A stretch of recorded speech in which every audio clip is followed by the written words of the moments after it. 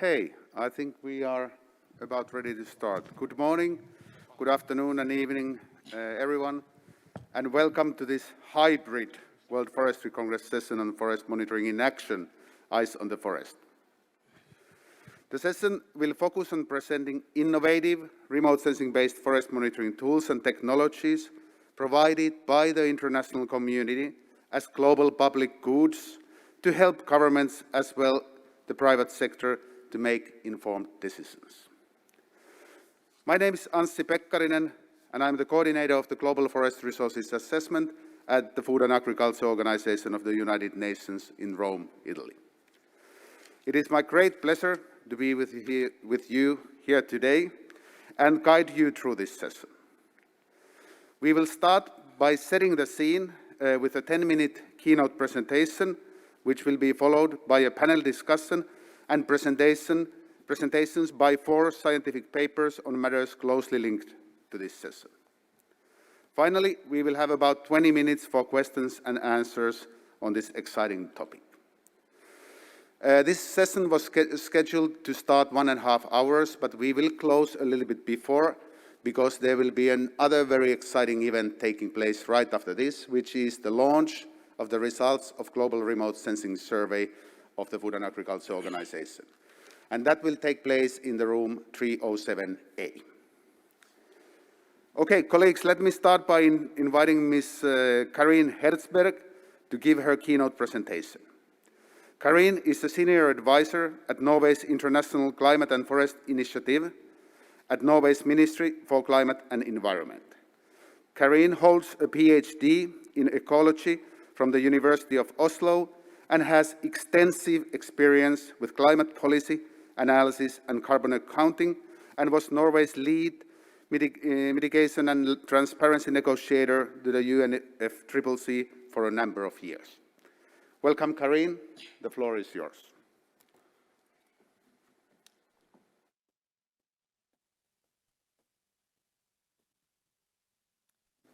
Thank you, Anssi, and thank you very much for inviting me to this session and the important topic of transparency on forest monitoring and how to use data for policy development and implementation. I will move to the start of my presentation. There we go. From eyes on the forest to policies on the ground, the importance of methodologies, freely accessible tools to drive transformation in the forest sector. I will first talk a little in general about the issue and then move on to talk about the satellite data program that NICFI has initiated. For those of you who don't know Norway's International Climate and Forest Initiative, here is an overview of our 7 strategies. The main objective of NICFI is to halt and reverse deforestation and forest degradation as part of keeping global temperature rise below 1.5 degrees. So, as you can see, we work in a number of strategic areas, such as commodity markets and carbon markets, land use policies, indigenous people's rights, financial markets, forest crimes, and transparency, highlighted in red, which really underpin all of the other areas of work. With regards to forest protection and sustainable forest management, we also know that it's crucial to meet climate goals, that sustainable land use can provide large-scale emission reductions, remove and store CO2 at scale, although it cannot compensate for delayed emission reductions in other sectors. Now, to move on to good policy, to be able to deliver on this mitigation potential, we need to know what is actually happening on the ground. We need good data on the spatial and temporal, with good spatial and temporal resolution. What happens where, how, when and why with respect to land use. And this data is important for land use planning, agricultural development, water management, climate resilience, wood and fiber production, supply chain management, legal issues. So the forest monitoring and the forest data really underpins policy development and assessing the effect of policies in all of these areas. This is, in short, what Stopping Deforestation is really about. There has been great progress in national forest monitoring in the period 2015 to 20.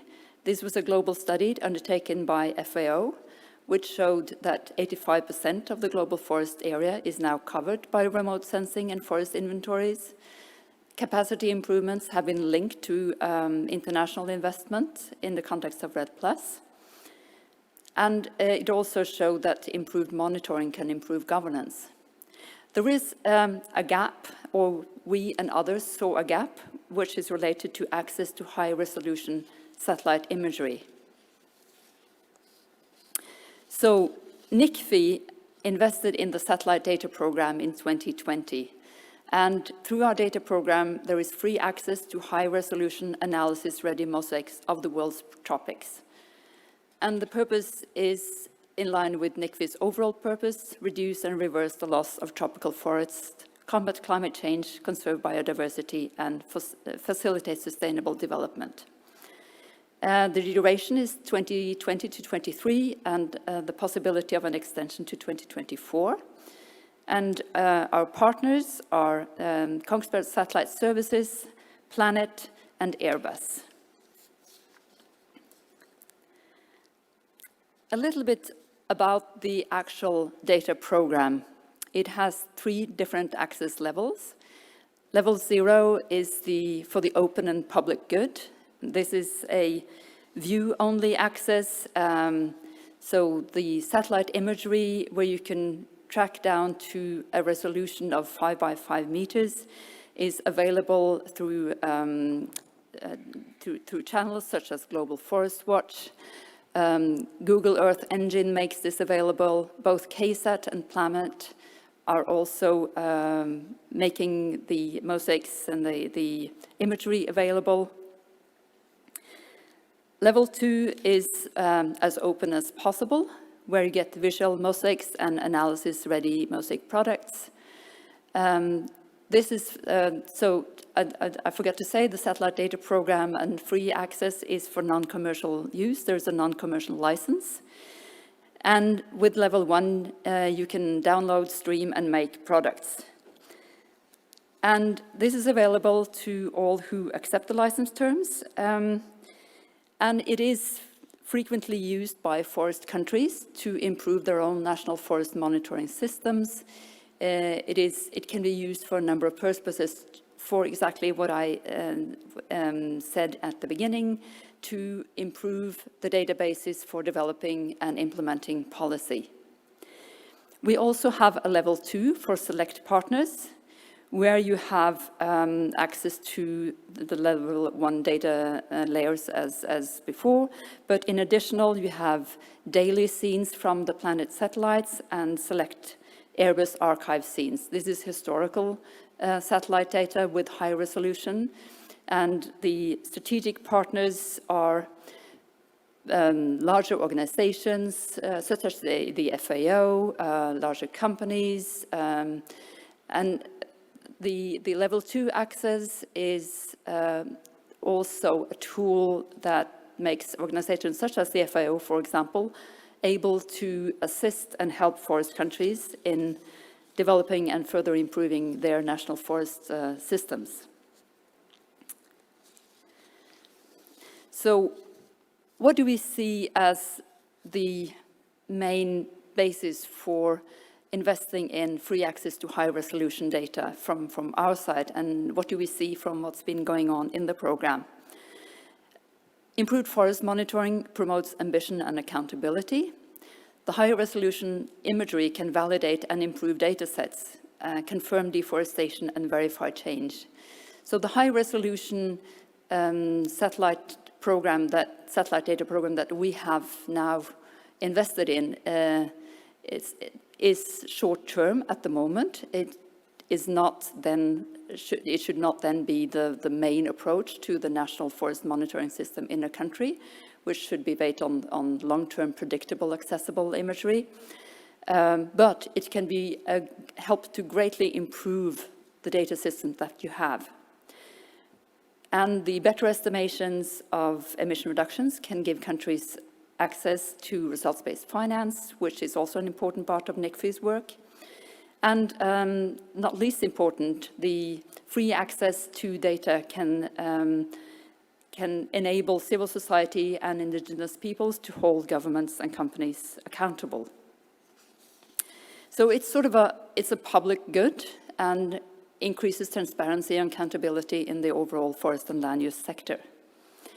Some examples is here analysis of pineapple expansion in Costa Rica using the FAO's geospatial tools. Another example is Mozambique using the scenes level data to validate deforestation events and improving forest area change estimation and mapping. And using higher resolution data can give considerable improvements and thus reduce uncertainty in the data around deforestation and forest degradation. The satellite data program covers the tropics. So this is a map showing 2 points in time of the number of tiles streamed. On the left is from 2020, on the right is from 2021. So I deliberately picked these pictures because it shows an increase in use. Of course, the use of the data varies throughout the year, but we have seen, and we're very pleased to see, that tiles are streamed for more tropical forest countries with a higher intensity. And we see that it is covering all of the large forest basins of the world. The impact of the program, having been now in operation for about 1.5 years, is more than 11,000 users registered. It covers 97 countries, but 136 countries are registered to use the program. Of course, that includes countries in Europe, it includes North America, where there are a lot of research institutes, civil society organizations, governments are using the data to analyze what's going on in tropical forests. For the Global Forest Watch, more than 50% of the base map selections are NICFI base maps. So far, 11 journal articles in peer review process. And we see that of the users surveyed, more than 70% use NICFI data as the primary image source. The use of the satellite data program and the number of users are still increasing, which we are also very happy to see. And I should also highlight that Kongsberg Satellite Service, as the project lead, together with Planet and Airbus, have a support service on how to access and use the data. They hold webinars frequently. The next round of webinars will actually be in June. So we feel that we have built a system, running a program that really helps forest countries in improving their forest monitoring. So moving ahead, I think the main use of the data so far has been to improve the national forest monitoring and management. And next step is how can we use this to assess the effects of policy? And also, how can it be used overall in a strategic manner to improve countries' REDD+ strategies and the climate ambitions that countries have under the Paris Agreement through enhancing their nationally determined contributions. We also see growing interest and engagement in using the data for supply chain management to verify the commitments that many companies have of deforestation-free supply chains. And not least, it is important to continue to build the capacity, the data solutions and tools for improved forest monitoring and to fit our satellite data program into all of the other elements that are in place, the tools and the systems and expertise that is around for that purpose. I look forward to hearing the other presentations that will address more of that. Thank you.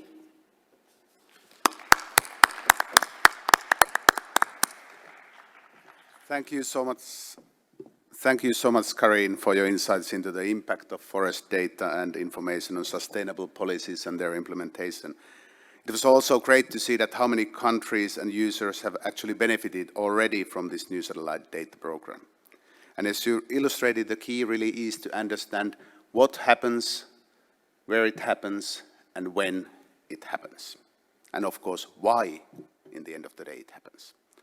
Colleagues, I'm sure that you have a number of questions to Karin, and just wanted to remind you all that we will have a Q&A session in the end of this, or possibility Q&A possibility end of this session, and let's take the questions there. Now let's move on and give the floor to our distinguished panelists who represent both scientists working on the new data streams and practitioners using these data for their forest monitoring needs. Let us start by welcoming Mr. Remi D'Annunzio.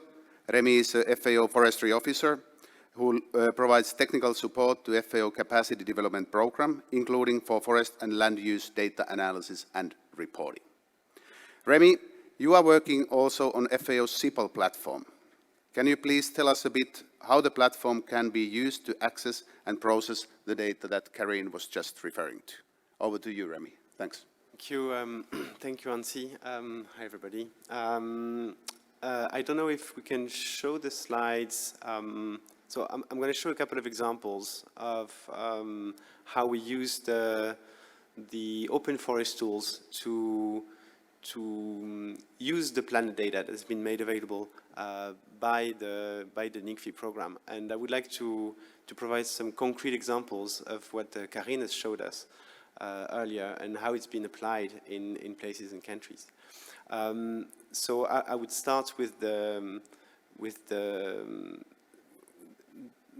quick introduction to the CEPAL platform. This is one of our flagships in the FAO National Forest Monitoring team. CEPAL is a cloud computing platform that allows Earth observation to be more accessible, more easily processed, and more easily analyzed to produce relevant information. CEPAL is completely free, it's completely open, and it's completely open source. And we've used CEPAL to make accessible to a large audience and a large community cloud computing processes that can be complicated to implement. In particular, we have really paid attention to making the planet data available in easy ways, and I would like to show some examples like this. So the first example we're going to see, if we can launch the video that's associated to that slide, that would be great. I don't have a, yeah, there we go. Sorry about that. No worries. So this is the CEPAL environment. You go there at, for anybody at cepal.io, and you can see how in a couple of clicks, you can generate for any customized time period composites mosaics of the planet data with the existing base maps. So not only can we access the base maps that are out there that have been made available by the NICFI program, but we can also recompose them for any time period, and we can very easily customize them to make analysis-ready data that can be further used for classification purposes or change detection, for instance. And you can see here how we can visualize data in different color bands and configurations. So that's really a quick example of how it's being done, and this is Uganda, but really we have used those tools to make those planet data available for analysis immediately. The second example I would like to show is that time not using the base maps, but using the daily data, and how we have used this using the LandTrendR algorithm at a global level, and how we can use the acquisitions to actually detect change, both positive and negative. And you can see, no, sorry. Oh, sorry. Yeah, so that's a change. In red, you can see deforestation and degradation, and in shades of greens, you can see reforestation and regreening of places. This is a quite dynamic landscape, this is really a very very high processing needed behind, but making the availability of the data in the Earth Engine repository and the accessibility of the algorithm through CEPAL make it very easy to make that kind of change detection accessible. And you can see both before and after and the change that resulted. Another example is how we use the planet data to validate the change that is being otherwise measured and monitored through different sensors. This is on the left-hand side, you have a mosaic of Sentinel-1 data over Ethiopia, and we use time scans of Sentinel-1 data to monitor change through time, and then focusing on very detailed places, we can again create visual time series of the planet data to validate the change that is being detected. And that's the little animation you see in the upper hand quarter. So we have both the ability to use the planet data directly for monitoring, for change detection, but we also have the ability to use it as reference data to validate the products and to build confidence into the change that is being generated. So that's not using the CEPAL platform, but that's just an example of how we have used this data to look at drivers of deforestation and degradation, and I believe that he will actually talk about that in the next one, so maybe I'll go quickly over it, but we've been emphasizing in a couple of projects on continuing this effort to make data available and to make data accessible to everybody. So the results from that particular project are completely public and open, and each of the points that have been detected, each of the points that have been sampled over our change products have been further interpreted in terms of drivers of deforestation and degradation using the planet data at the monthly frequency rate to produce detailed information on drivers. We also, so that's another very interesting example. Inside the CEPAL platform, there are exploratory algorithms that can also be tested. This in particular is one of the ones that is in the making, let's say, but it's generating from different observations throughout different years to generate land surface phenology.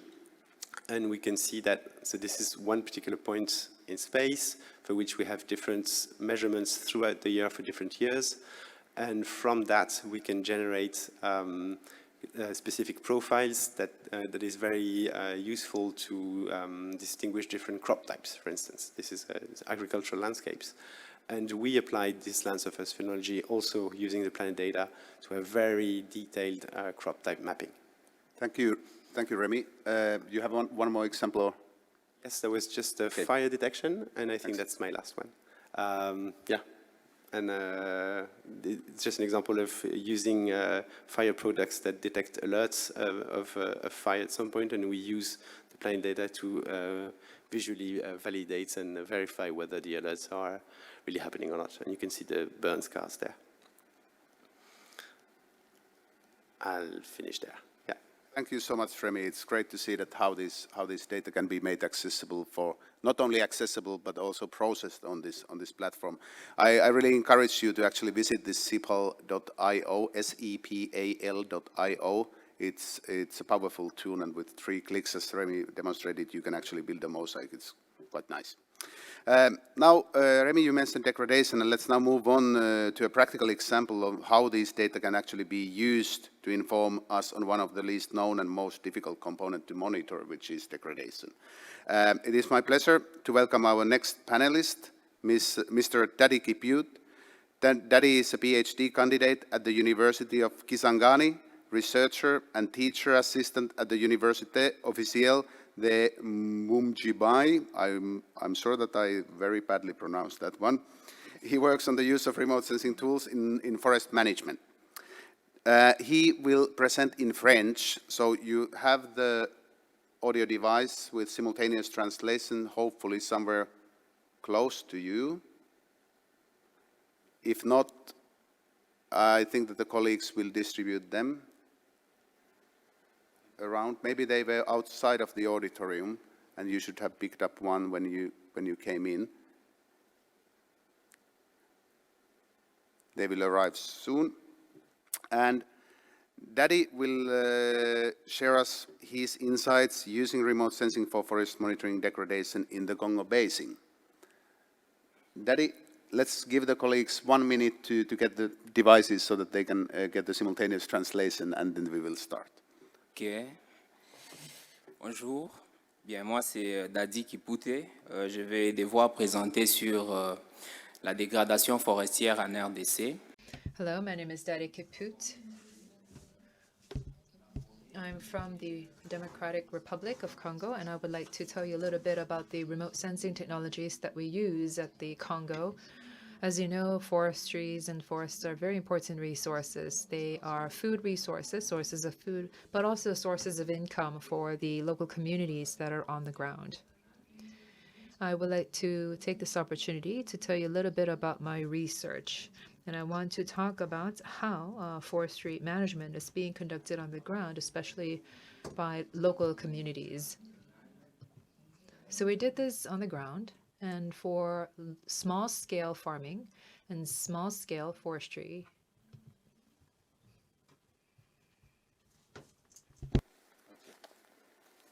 Voilà, comme je disais, la forêt est vraiment...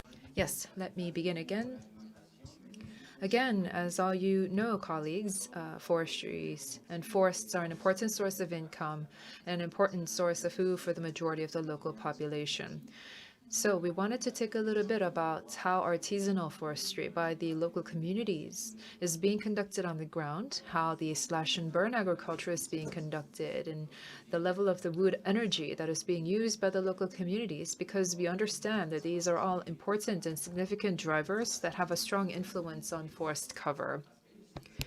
Because there are arable lands that are degraded and forests are degraded, this means that the organic materials in the forests are depleted, and this will accelerate the level of forest degradation.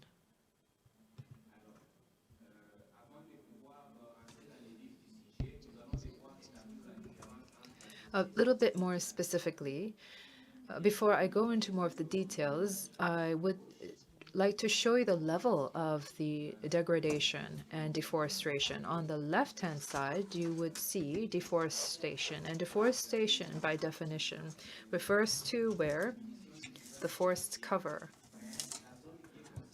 the land cover, would decrease. However, for this particular region, they are still considered part and parcel of a forest, but their use and the terms of their use have changed. In the case of degradation, this is where the land cover, the forest cover, have either permanently or temporarily been completely wiped out. Of course, this can also be constituted as deforestation. So deforestation can come under the category of degradation. In some cases, there is reforestation or regeneration of the forests. And there are certain areas where this reforestation or regeneration of forests occurs, but through proper surveys and proper monitoring, particularly through remote sensing, we have to capture this data so we can better understand the level of forest cover and land cover. This is data dating back to 2021, and through remote sensing, we're able to understand the changes that have occurred to this particular territory and also try to understand the causes behind the deforestation and degradation levels. On the bottom, there is a link, an HTTPS link, and if you go to this link, you would understand the kinds of data that we use to conduct this analysis. We were able to obtain various images through CEPAL, for instance, and through NICFI in Norway. We also were able to obtain for free high-resolution scale images.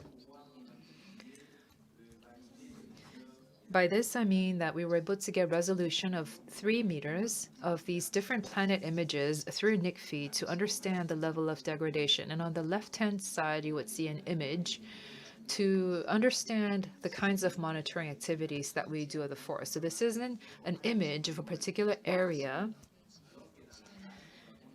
We are able to see the changes that have occurred through time as a time series kind of change that occurred from 2015 to 2020. And on the right-hand side, you would see different little squares of areas in the forests where they represent the causes behind certain levels of degradation. So on the third from the right-hand side on the top, you can see current levels of degradation that is ongoing present day.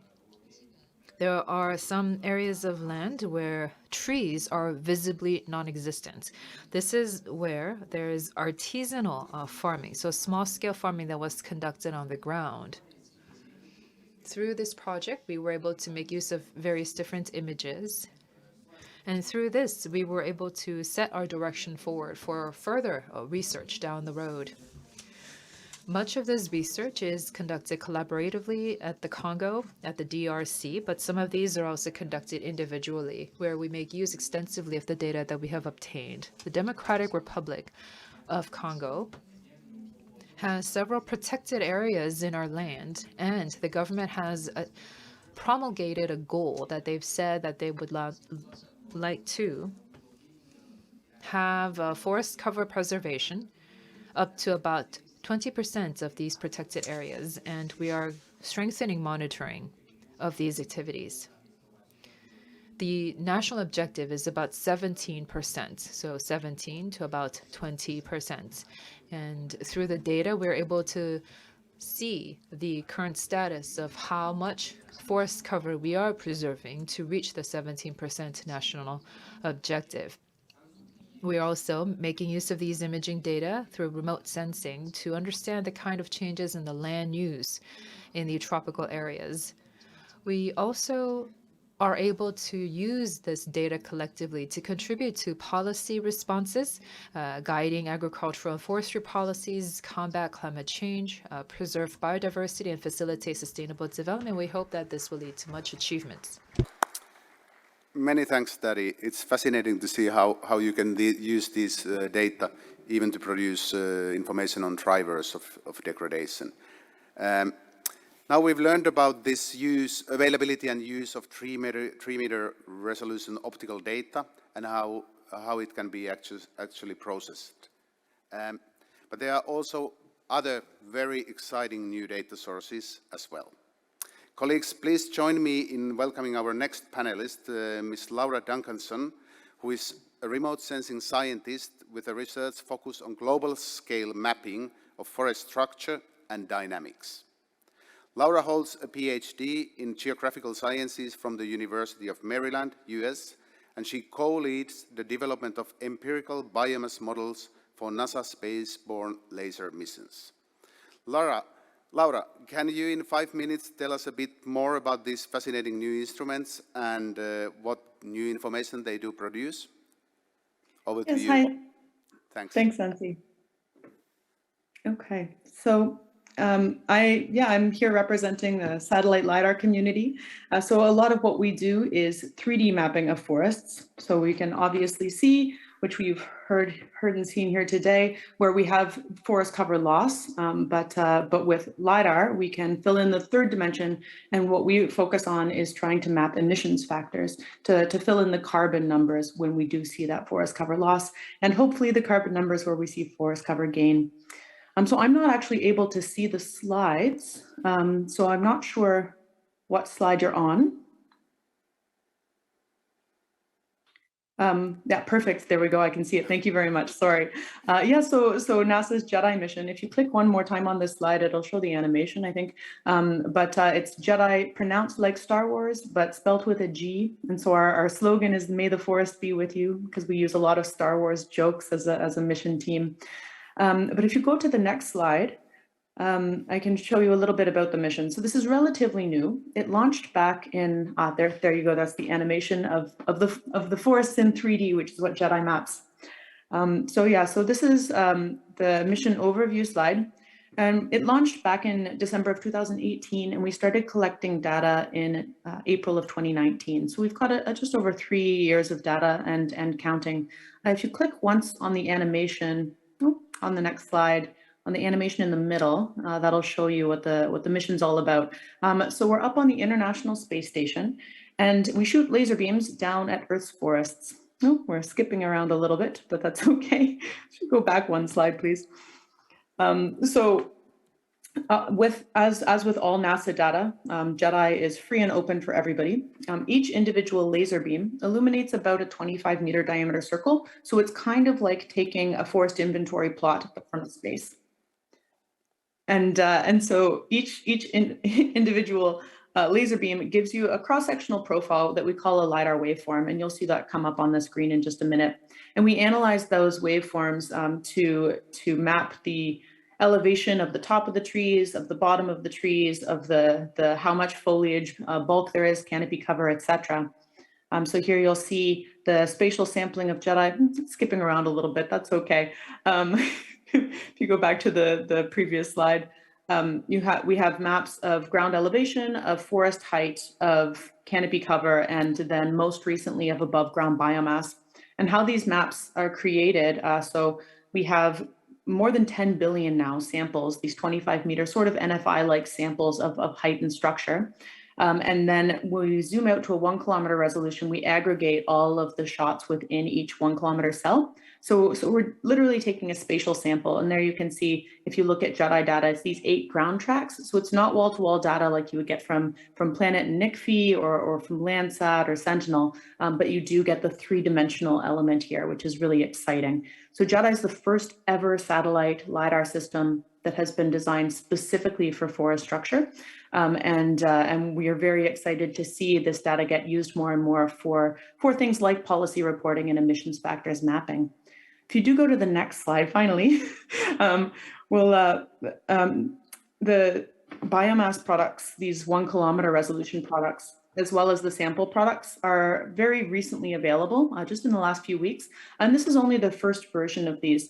As we have JEDI stay on orbit and collect more and more data, we're going to have better spatial sampling. So the 1 kilometer products will have less spatial sampling error in them. And then we also are working with an international community of foresters, of airborne LiDAR practitioners who are collaborating with us to give us training data for our models. So the more data we have to fill in geographic data gaps, the better these products are going to be, and they'll be updated over time. On the next slide, I'll just conclude by saying that JEDI is only one of many upcoming very exciting satellite missions. So we have JEDI, we also have a mission called ISAT-2 to fill in the northern part of the planet. But then in 2024, we have 2 really exciting SAR missions that will be launching that both have data designed to study forests in 3D as well. We have the European Space Agency's biomass mission, P-band SAR mission, and NASA ISRO's NISAR mission, and L-band SAR mission. So taking the 3D data, the billions of samples of height and biomass from JEDI, and then you can do wall-to-wall mapping without worrying about cloud contamination for much of the tropics with those SAR missions. So we are working together as kind of an international community to try to make the best possible products, compare our products, make sure we're putting out comparable data sets for policy reporting. And if you'd like to see some information about our biomass harmonization activity, you can go to this website here where we have the new and exciting maps up where you can intercompare them in your area of interest and some more information about how we're going to be combining these to get better products than any one mission could make alone. So that is all I had. Thank you very much for your attention. And I really do wish I could have been there in person. Thank you so much, Laura, and thank you also for keeping the 5 minutes. These are wonderful insights, and this is really exciting technology that produces new type of information, and it's having the estimate for vegetation height is certainly makes huge contribution to the above ground biomass estimates and so on and so forth. And it's also great to hear that, you know, at least there is some hope that this kind of data will continue being available in the future. That's fantastic. Let's come back to this later, but now I would like to welcome our final panelist, who is Ms. Belinda Margono from Indonesia. Belinda is the Director of Inventory and Forest Resources Monitoring at the DG of Planning of Forest and Environment Government, Ministry of Environment and Forestry of Indonesia. She also holds a PhD in Geographical Sciences from the University of Maryland. Belinda, in 2021, Indonesia reported the lowest deforestation figure ever achieved. How was that trend measured and observed, and how do you think these new technologies could contribute to measuring of deforestation in the future? Belinda, do we have you online? Good morning, everyone. Please allow me to introduce myself. My name is Belinda Margono from the Ministry of Environment and Forestry of Indonesia. I would like to share our experience by using the remote sensing data and remote sensing technology to monitor our forests. How the deforestation is measured and observed by using remote sensing data in Indonesia. As we can see from the flowchart here, actually the monitoring system established in Indonesia is not only run by one institution, but some of institutions actually work together. A couple of institutions work together to run the monitoring system exists in Indonesia. We can see from the blue one here, the blue is actually in the left side, is actually the institution that focus on providing the remote sensing data, specifically Landsat, that is the data we use for our monitoring purposes. And then in the middle and also the right side, there are the green one, the brown one, the purple and the light blue is actually the Ministry of Environment and Forestry, but consists of the headquarter offices in Jakarta and also the regional offices all around Indonesia. And the orange one is actually the BIG institution that in charge for the spatial data set in Indonesia. Using the system, we actually established the land cover of Indonesia, consists of 23 classes. Why 23 classes? Because actually that is the classes that we need to do some management, forest management in Indonesia. In the 23 classes, actually there are 7 classes of forests, consists of 6 natural forests and also 1 man-made forest. By using these classes, we can establish the land cover of Indonesia. But for the series, we also use what we call it the devegetation approach or the alert system that actually can give the information regarding the change of each of 23 classes. This figure here is actually the deforestation rate of Indonesia that we do have or we measured from the year around 90s up to now. There are 3 colors here. We show the blue one is actually the rate of deforestation for the entire of Indonesia. As you may notice, Indonesia have what we call it the forest land and non-forest land. So the red one is actually the deforestation exists within the forest land, and the green one is actually the deforestation does exist outside of forest land. As we may aware that actually either the forest land and non-forest land actually can be covered by the forest. Here is actually the devegetation approach or the deforestation early warning that we use to improve the information for the future. So we use this change actually as the indicative of change of each of the 23 classes. So we can use this to really retract the change from years to know the change of each of the 23 classes. Based on this approach, actually, we have a lot of information. The up one, the top one, is actually the information regarding the baseline, or we can say the stock regarding our land cover data. That consists of 23 classes. We can see the green one is actually the forest, and the other color is actually non-forested. And by using this approach, we can do also the land cover trajectory. So we can retract the change of each of the 23 classes. So we can, we know is actually this class is come from what classes in the previous year.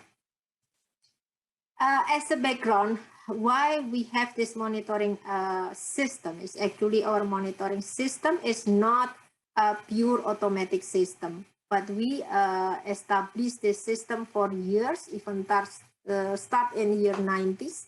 And it's actually started with the very manual. So we delineate it manually because during that period one is actually the period of our prototype. We have all the information not in digital format. And then in the period two, actually we established the 3 years monitoring system. Why 3 years? Because during that time, the Landsat data is not free. So the first year we choose which patrol that actually we would like to buy. And then the second year actually is the process of getting the data itself. And then the third year is actually the time for us to process the data. So during the year 2000 up to 2009, we have 3 years period because of that situation. But in year 2000, or the period 3 start in 2009, when the NASA USGS opened the data Landsat free, so we can improve our system. Then we can have the annual system. It starts around year 2011 because we need to have like 2 years for the preparation. But start in year 2011 up to now, we already have all the system annually. Even in 2015 or period 4, we improve our set of data, set of information by using other data like the spot data. So that is to combine with our Landsat data. We also generated the burn scar data starting during that year, even though the data is still yearly. But start in year 2017, or we already in the period 5, we have the burn scar is not only yearly, but even the monthly. That is actually to really monitor the forest fire in Indonesia. And then period 6, that is also the start of why when we use the devegetation approach. So we start combining our visual manual interpretation with the semi-automatic or even close to the automatic system. So we can generate the change by the devegetation approach. This is actually the land cover change of Indonesia from the period of year 90 to 2020. We can see it here. The change we can detect. Actually, this is the 23 classes, but we group it only into 2 classes, the forest and non-forest land. By this, you can see how the change mostly around year 90.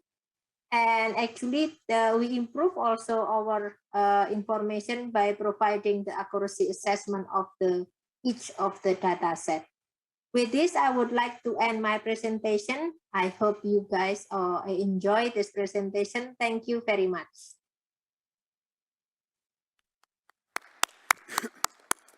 Many thanks, Belinda. This was a splendid example of how the remote sensing data can actually make a difference and be used operationally to monitor forest and demonstrate positive progress towards reduced deforestation.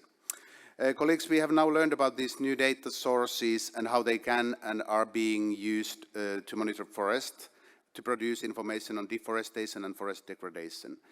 Now, before our questions and answers session, we will still have a chance to learn about the latest scientific advancement from 4 distinguished speakers.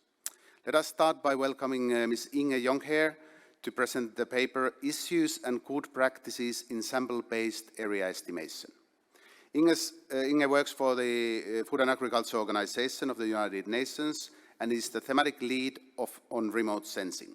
She holds a PhD in remote sensing and Earth observation for climate change and is IPCC lead author for several reports. Inge, the screen is yours. The next 5 minutes are yours. Thanks. Thank you very much, Anssi. So I hope you can hear me. First of all, very nice to see you all. Unfortunately, I cannot be there in person, but very happy to guide you to this 5-minute talk on the forest monitoring. So we've seen in these examples already how nice it is and how needed it is to have activity data, as we call it. So data on deforestation, degradation, and other land use changes. Because after all, we're talking about trying to put really figures on the emissions and where we have those land use changes. So this slide shows that the white paper is a joint initiative actually in the Global Forest Observation Initiative. And there's one of the big pillars is capacity building, as we have seen and as we have heard through presentations. So it's very crucial to guide countries with the latest technologies how to do this. So we've seen a CIPAL example, we've seen a nice example of Indonesia. So basically through the work FAO is doing in the countries, we've seen it was a really need to have guidance on this. So together with Silva Carbon, which is a program of USFS, FAO is a lead in the capacity building. And so we came up with a white paper, which was a study financed by the World Bank in order to tackle the topics on this. So the white paper has 4 topics. The first is a general design of the monitoring systems, the sampling design, response design, and QA/QC. So basically the objective of this paper, which finally came out in 100 pages guidance for countries and practitioners, is really to highlight the key issues that countries have experienced with implementing sample-based area estimation.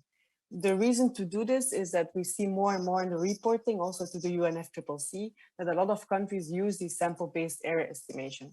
So they use a method in order to relieve the forest statistics based on sample-based area estimation, so not using the wall-to-wall.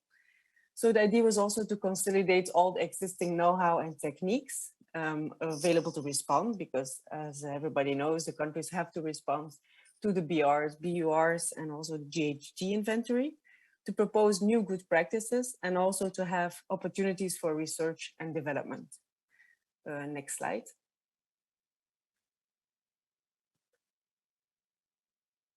So basically, the list then of the technical issues was of course not taken out of the blue. So we had long interviews with 15 developing countries. And then back in 2021, there were 3 virtual discussions among all the scientists. So a lot of statisticians, forest scientists, together with implementing development agencies. So we've seen the role already from the remote sensing, and as it's crucial that we also link that up to the ground data. So therefore, this guide really gives practical guidance for example, the sample plot size needed for the National Forest Inventory, sampling design, integration of the satellite data with the field forest data, the use of the satellite data from these different sources. So as we heard through NICFI, we have these high resolution data, which is very useful, and then the maps and the combined use with the field data. So next slide.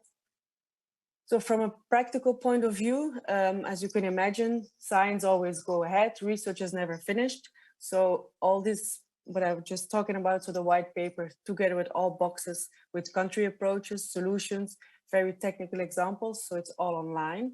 It's a dynamic document, so of course new guidance comes in there if the research advances, and it's a baseline for the open MRV, the method and guidance document, which is the basis of the GFOI, and also all the support of FAO. So here you can have the links where this document can be downloaded and where also more information can be found. So thank you very much, and I hope this guide can be useful also for your application. Thank you.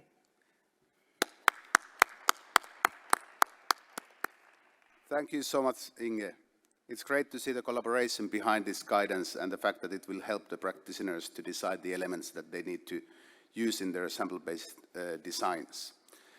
Now, colleagues, I have the pleasure to welcome our next presentation on improved methodological approaches to estimate deforestation rates in Mexico by Osvaldo Carrillo. Osvaldo is a Latin America silver carbon greenhouse gas expert in statistical estimation. He has master's degree in applied statistics and more than 10 years of experience in the field of MRV of greenhouse gas emissions in the forestry sector. Osvaldo is also an active member of the UNFCCC roster of experts and the former head of the Conifer MRV system. Osvaldo, the screen is yours. Thank you so much.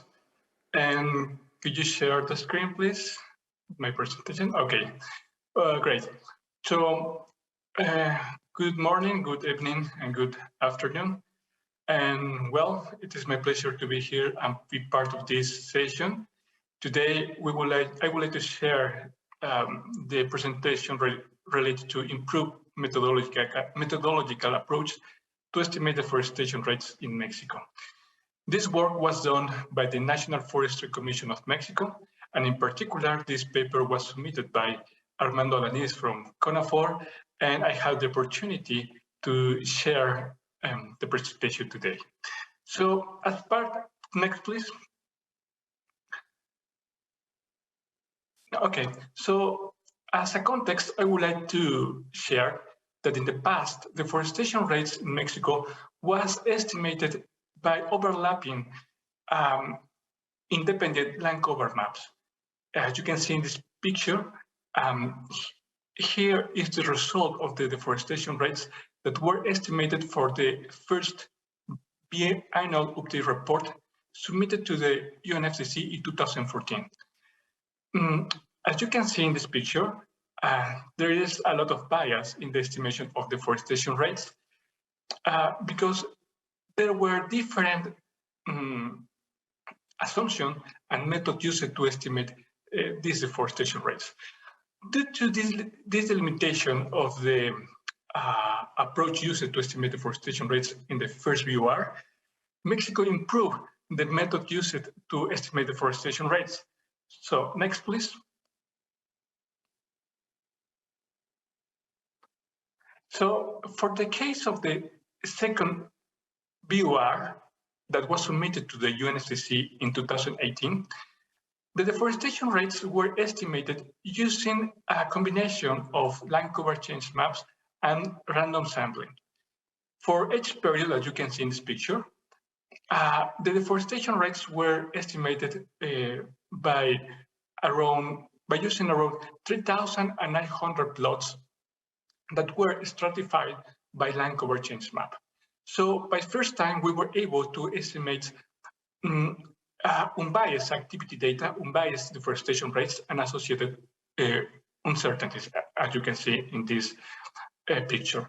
So as you can see, the deforestation rates, the magnitude of the deforestation rates change, and also the trends of deforestation also change. So to try to estimate deforestation rates annually, could you go next, please? So Mexico estimates deforestation rates using a systematic sample that were allocated around the whole country. So using a systematic sample that include 26,220 plots, we were able to estimate annually deforestation rates, as you can see in this red line, and associated confidence intervals. So we consider that we improved the estimation of deforestation rates. And can you go next, please? And finally, in this slide, we can see a comparison of the different deforestation rates using different approaches. In red line, you can see the deforestation rates that we obtained by overlapping independent land cover maps. Then in purple line, you can see the deforestation rate that we obtained for the when we combine land cover change maps and stratified random sampling. And finally, in red line, you can see the annual deforestation rates that we obtain when we use a systematic sample. So we consider that we are in the line to improve the estimation of deforestation rates. Of course, we still need to try to reduce the confidence intervals, but we consider the that we have done important progress. So next one, please. Thank you. And well, thank you for your attention. Many thanks, Osvaldo. It was good to see a practical example of evolving national system with continuous improvement. Now we have heard a number of presentations from using optical remote sensing data to LiDAR, and an example how the JEDI data can serve research. And our next speaker is Mr. Rachit Gupta, who received his master's degree in environmental science from the Central University of Haryana, India. And he is currently in the final stage of his PhD in environmental science from the Central University of Rajasthan, India. Welcome, Rachit. The screen is yours. Thank you so much. And you have 5 minutes. Thank you. Okay, sir. Please share my screen. It's on screen. I can't see my presentation.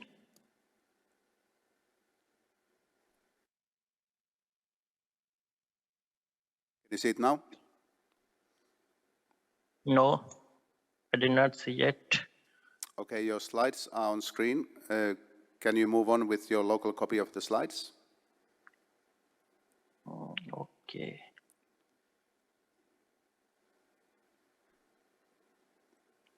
Okay, I get it, sir. Hello everyone, this is Rachit Gupta. Here I am presenting my talk on topic.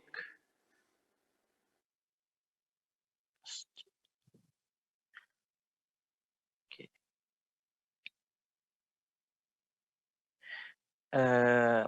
Full waveform LiDAR JEDI data in deciduous forest growth variable estimation and modeling. As Laura already mentioned some introductory part about JEDI data, and now I am dealing with the how JEDI data will be processed, and then we can use it for forest very different forest growth variable estimation through machine learning approach. Next, please.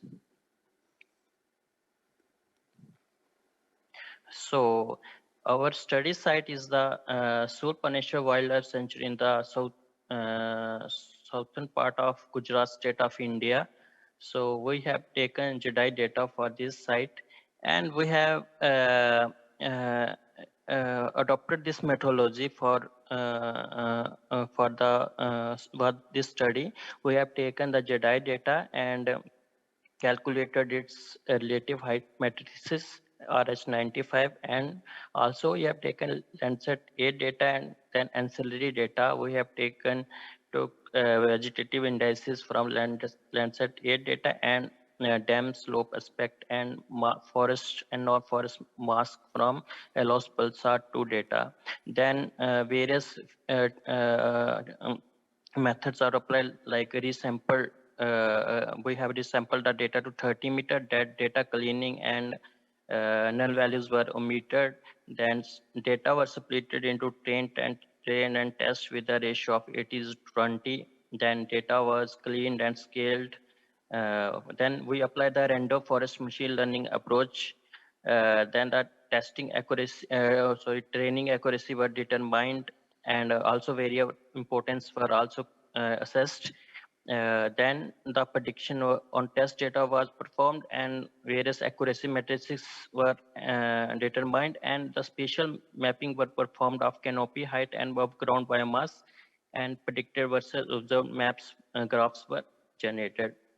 So these are the processed graphs of JEDI data, like waveforms, and figure 4 shows the elevation and canopy profile of the tree species along the Surpaneshwar Wildlife Sanctuary. Next, please. So in result section, we have the accuracy and predicted importance. In accuracy, we have the RMSE value it shows the variation of RMSE with figure A shows the RMSE variation with hyperparameter M-trie. M-trie is the hyperparameter in the random forest model. So figure B shows the relative importance of different predictor variable we have used. We have seen that RH95, which is the JEDI matrix, it has high importance in the prediction of canopy height, and then other predictor have slightly lower importance. And this figure, in figure 6, we have the canopy height and above ground biomass spatial maps generated from JEDI data. And then we have used this equation 1 for the calculation of above ground biomass from canopy height. Actually, when this study was conducted, we have not the above biomass product of JEDI data. Now the JEDI data also gives the biomass product. So we can use the biomass JEDI 04A product for the calculation of biomass, above ground biomass. And these are the some matrices obtained for the validation phase. And these are the graphs for predicted versus observed. And this shows the R-square values. In canopy height, we have R-square of 0.39. And for above ground biomass, we have the R-square of 0.32. Which is slightly low, what it is very significant, what is very important, because for such type of data, space one JEDI data, which is partially distributed, so it is very important, and further studies required. So thank you so much.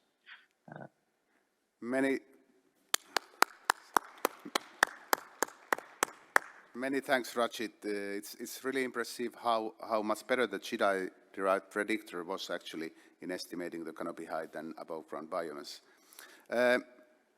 Colleagues, we have our final speaker in line, and he is Mr. Kristiina Tiburan, who is a professor at the Institute of Renewable Natural Resources, College of Forestry and Natural Resources, University of the Philippines, Los Banos. His field of expertise is mainly on geographical information systems, remote sensing, and environmental modeling. Kristiina's presentation will take from measuring past to mapping future, forecasting the future with the type of geospatial products we have seen in the previous presentations. Welcome, Kristiina. The floor is yours. Good morning, everyone. First of all, thank you very much for the opportunity of being part of this Sub-Theme 5 event that is particularly focused on managing and communicating forest information, data, and knowledge. The title of my presentation is Modeling Future Scenarios of Forest Cover in Selected Watersheds in the Philippines. This study takes on modeling the potential impacts of natural resources management projects of the national government to the future forest cover of these areas. In this project, there were 4 watersheds involved. But for this presentation, I will only cover the results of the 2 river basins, the Chico Upper River Basin, or CURB, in the northern part of the Philippines, and the Wahig-Inabanga River Basin, or WIRB, situated in the central portion of the country. The study used the Land Change Modeler Interset, which allows one to quickly analyze the land cover change, empirically model relationships to explanatory variables, and simulate future land change scenarios. The study initially analyzed the change in the land cover between 2 periods. In CURB, it can be observed that there is an increase of about 9% in its forest cover and about 4% in its cropland areas. Artificial areas also increased by 51% from 2010 to 2015. But there is a decline in the shrub and grassland areas of about 15% or 24,000 plus hectares. Meanwhile, in WIRB, an increase was observed in the shrubs and grassland areas, in the artificial areas, and in its forest cover. Cropland, on the other hand, decreased by about 14%, or an equivalent of about 6,800 plus hectares. To generate the scenarios for the forest cover in the future, the transition potential maps are to be modeled first. These maps provide the probability of a given land cover to transition into another land cover in the future. 9 explanatory variables were utilized as inputs to aid in the derivation of the transition potential maps of these areas. In both river basins, it was found that the two most influential factors or variables in the creation of the transition potential maps are the land use land cover change and the NRM, or Natural Resources Management projects. After generating the transition potential maps, these were then used as inputs in modeling the future scenarios of the area. There are two outputs of this analysis, and these are the hard prediction map and the soft prediction map. The soft prediction yields a map of vulnerability or potential to change, while the hard prediction produces a single realization based on the competitive land allocation, such as the 2025 map or the 2035 map. In CURB, it can be observed that about 25%, or an increase of about 54,000 plus hectares of forest is observed in 2025 from the 2015 reference map. Meanwhile, about 38%, or roughly around 81,000 hectares of forest cover was modeled for the 2035 scenario.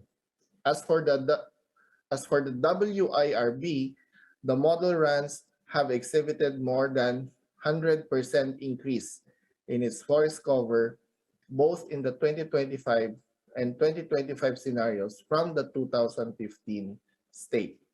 In this study, it was found that the current interventions in the watersheds would greatly impact the future forest cover of the area. Hence, I hope this study has provided us some insights that with the continued efforts in promoting appropriate NRM interventions in our watersheds or river basins, there's a big chance that we can succeed in our goal to restore our degraded forest ecosystems. We just need to sustain these gains and continue to be effective in our decision making. With that, thank you very much and good morning. Thank you so much, Cristino. It was great I think that there's a great conclusion to the presentation showing that how these data that are being derived can actually be used to model the future and guide the decision making. Okay, colleagues, I would now like to open the floor for questions. We have roughly 10 minutes, so we have time for three to four questions or so.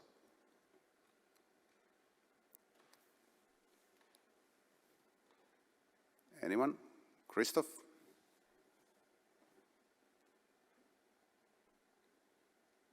Thank you very much. Christoph Klein from Germany, Göttingen University. I will play the devil's advocate here, and I have a question to Inge. If we have full coverage by all these remote sensing products that we have seen, why are we interested in a standard error of area estimation while we know the truth?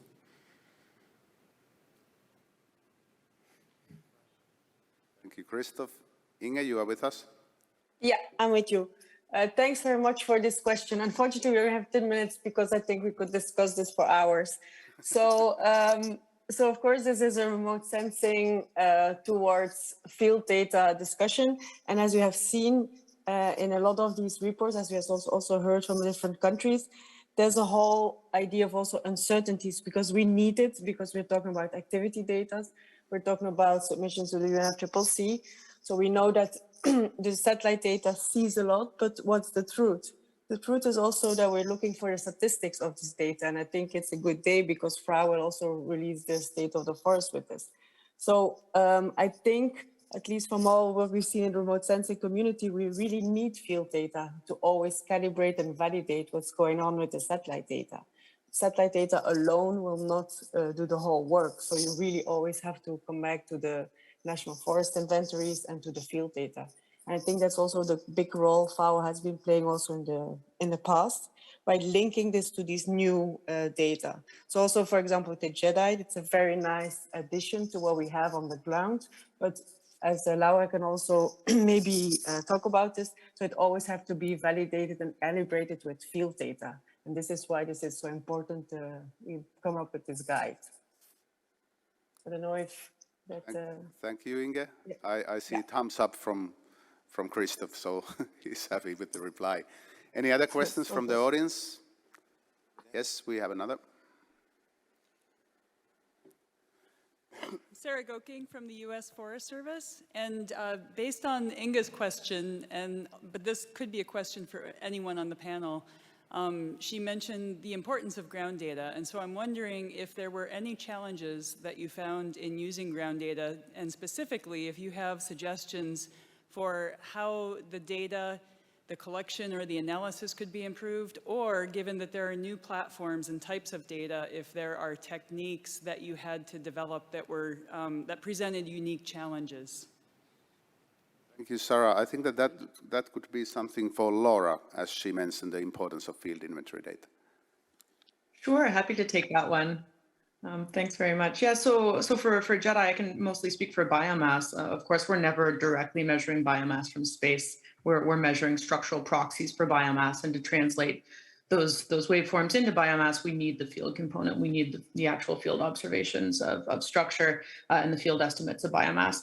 So we have had a lot of trouble trying to collate global field data sets that are sort of JEDI appropriate, but I would say appropriate for calibration and validation of any satellite biomass product.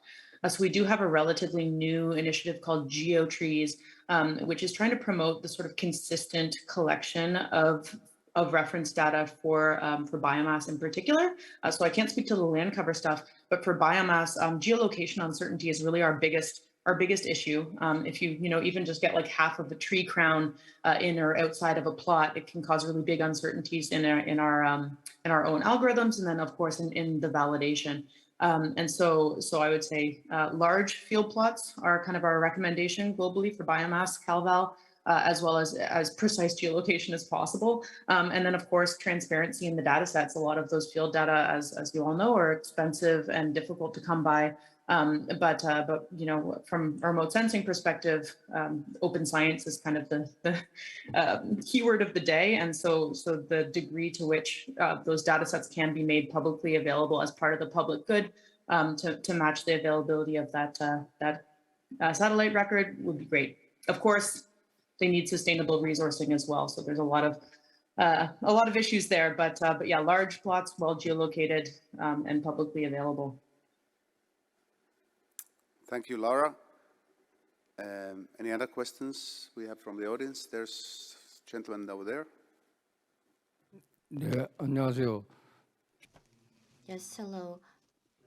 I would like to ask a question. Translation.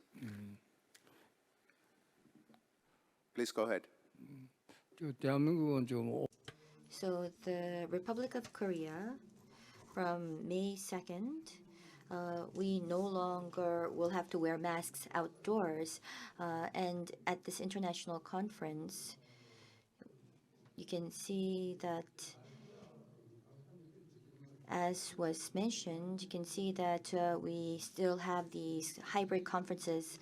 But I believe that, we haven't been able to resolve the COVID issue still amongst the G20 countries, but we're hosting this conference both offline and online. So I would like to understand what are the other countries, how do the other countries think about the COVID-19 pandemic and prevention measures? Should we continue on with it? Thank you, sir. That was certainly a very good question, but I think that it's a bit outside of the scope of the session that we have here, that we focus on the remote sensing. The situation, of course, is serious, and it has been serious for the last 2 years, and we just, of course, all are trying to do our best to cope with it. Let's be careful out there. Any other questions from the audience? If not, I would like to ask one from Karine. Now that you have heard Remy's and Daddy's examples of how they serve and use the high-resolution data, does that resonate with the original objective that you had in mind when launching this NICFI data program? Thank you, Anssi, and thanks for all the great presentations. Yes, it certainly resonates, and I think some elements of that is that we see very different applications of use or applications for different purposes, whether it's for forest degradation monitoring and other uses. I think that's very encouraging, and it's very much in line with what we intended with the program, that free access can facilitate a number of uses with direct relevance for policy. And I think another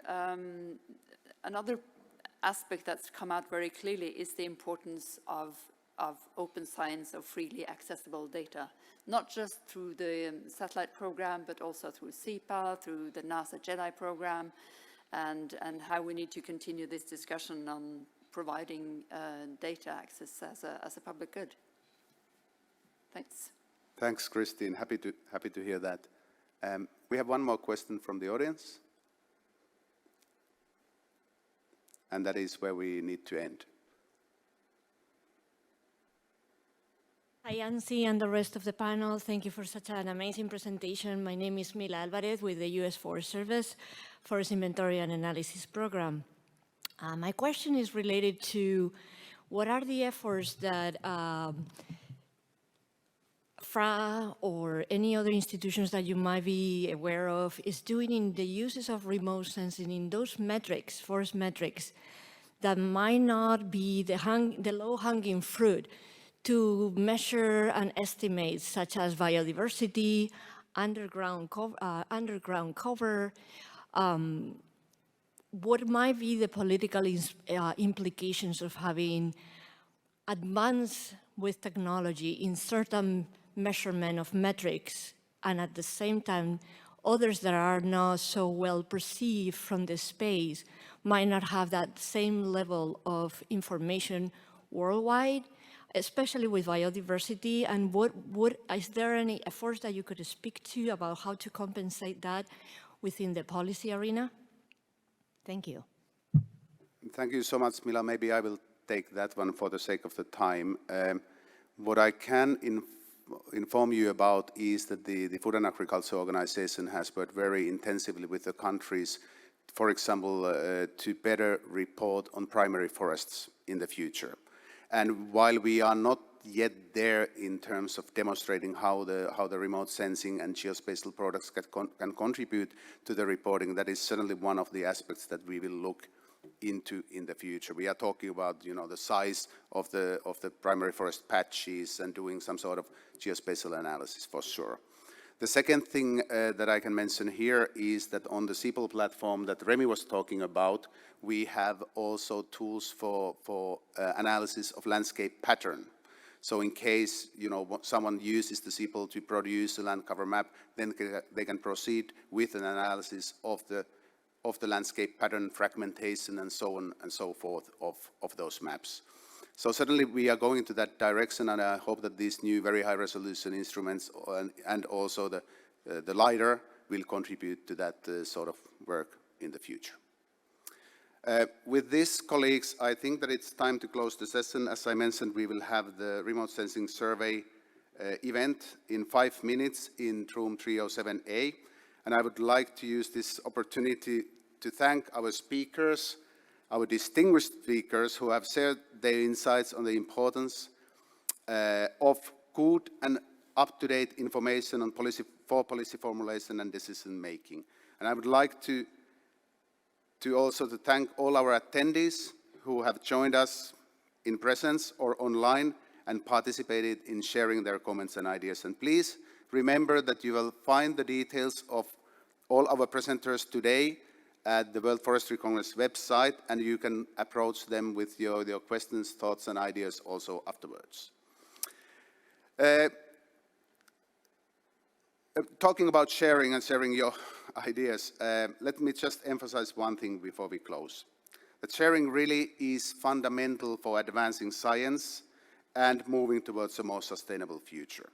We have all seen how the sharing of Earth observation data by NASA, by European Space Agency and others have boosted the science, and we have seen how the sharing of code, algorithms and models have helped the colleagues to develop new methodologies and to analyze their data. Sharing does not make only the latest scientific advancements available to everyone, but it increases transparency, and the transparency creates trust. By sharing your insights today, we have all contributed to that process, and I hope that you will continue sharing your insights also in the future through different platforms. Thank you all. Stay safe and have a great rest of the week, and I hope to see you soon in the room 307A. Thank you.